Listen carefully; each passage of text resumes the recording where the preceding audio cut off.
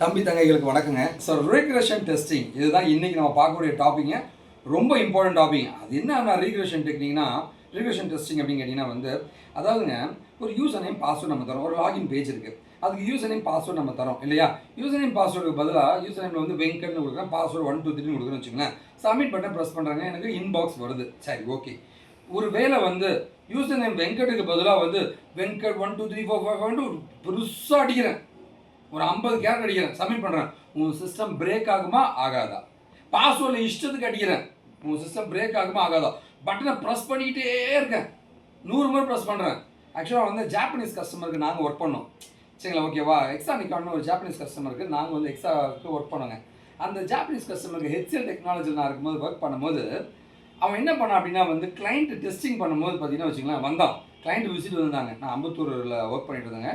54 அப்படின்னு ஒரு office work பண்ணுறதுங்க, ஹெச்எல் டெக்னாலஜியில் ஒர்க் பண்ணும்போது கிளைண்ட் வந்தாங்க.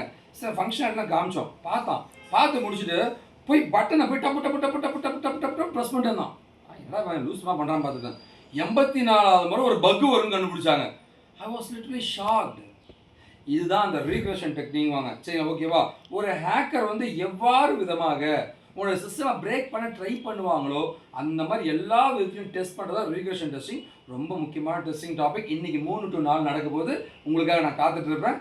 Welcome to my session.